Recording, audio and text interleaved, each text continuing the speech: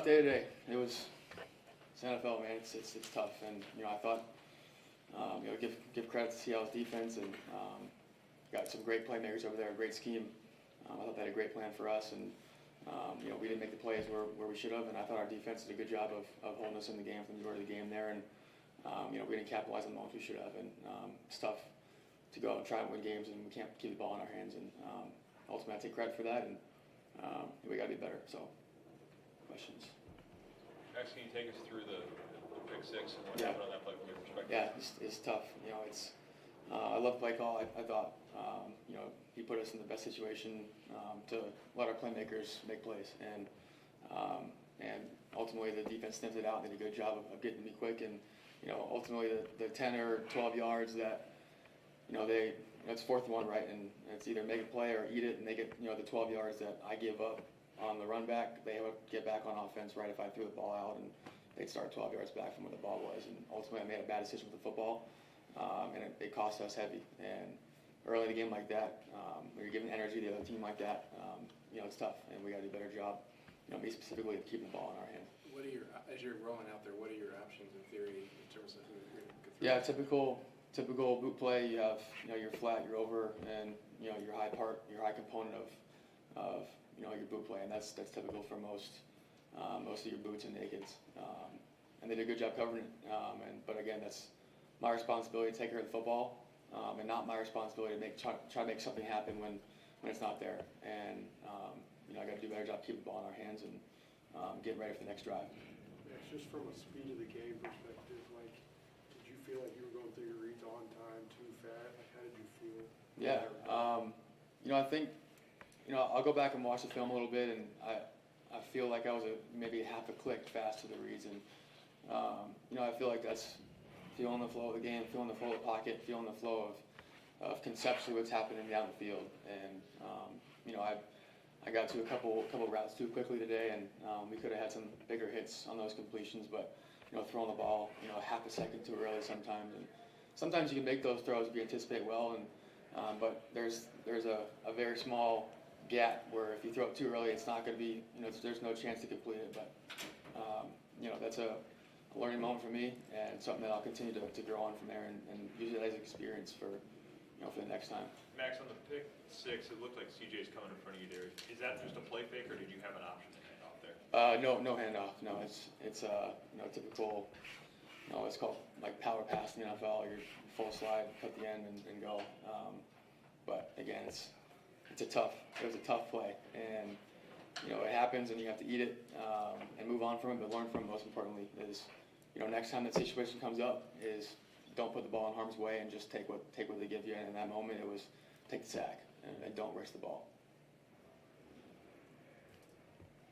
A lot of your defensive teammates, you're saying that they, despite the fact when you turned it over the first time, you still kind of came back. And so that resilience, so in this environment against one of the really good teams this year in the NFL, what have they said to you briefly after this about how you conducted yourself in your first start? Yeah, I just would credit the entire locker room here. I think our locker room here is very, very special. And the ability to stay together after a tough loss and tough plays, tough drives, is really hard to do in the NFL. It's hard to do in college, but in the NFL it's really hard to do. And that's one of our team superpowers. And I felt their love, I felt their support.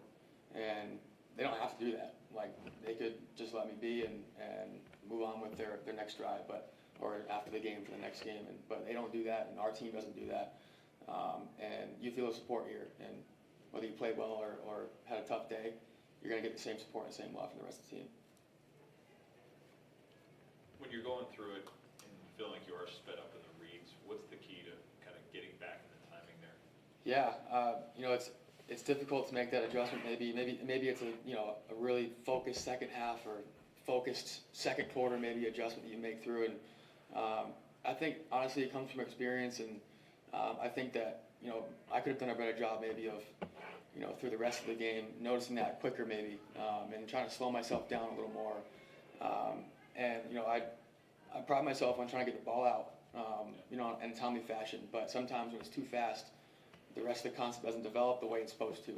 And schematically speaking, we had some great concepts today that ended up opening up pretty well.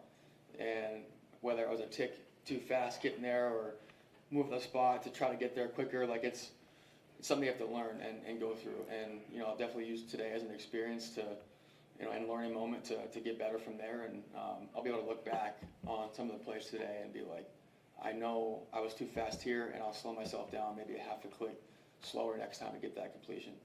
In terms of quarterbacks, is it easier then to learn how to slow down than how to speed that up progression-wise? Yeah, I mean, I would argue that. I think, you know, I think it just depends on, you know, how you're processing through the reads. I think when you have some really talented playmakers here with Justin and Jay and Jalen who seem like the fastest guys in the entire world, you feel sped up maybe, or I have to get this ball out fast to these guys because they're going to make the play. And in reality, you can take a breath for a second because they're going to get to the right spot at the right time, and trusting that they know the timing just as well as you do. And, you know, again, that's something that I'll learn from this moment and some of these plays today. I'll go watch the film. These guys will watch the film, and we'll get better from today. Max, what was your communication like with Kevin throughout the game? Yeah, that's one thing that I think that he does a really good job of. And whether it's a tough day or a really solid day for the offense and the team in general, he's the same guy the entire game. And, you know, maybe it's, you know, he comes after a tough play that I had and like coaches me up right away, which I'm all ears to because I just want to get better. And, you know, him giving those coaching lessons and those points of emphasis throughout the game are really important. And, you know, and then Mike, he's the same guy with the same intonation, the same, you know, vocal tone the whole game, which is really great for a quarterback to keep everybody even keel. Is there anything he said today or a moment you had with him that's going to stick with you? Yeah, I think, you know, we had a good conversation after the game, and that's something that, you know, I'll keep between us. And again, we talk about how this team stays together, and that doesn't happen unless it's top down. And from Kwesi, from KO, the rest of the team, that's an emphasis from the top down. And I felt that talking with him after the game. And I'm always open to getting coached. I want hard coaching, and he does that well, but he also loves up on you and supports you when you need it. And there's a good balance to both, and he's a really good example of what that looks like of tough coaching and support. And I really appreciate that from him, and, you know, what he's done for the team from that regard. Thanks, everybody. Thanks, Joe.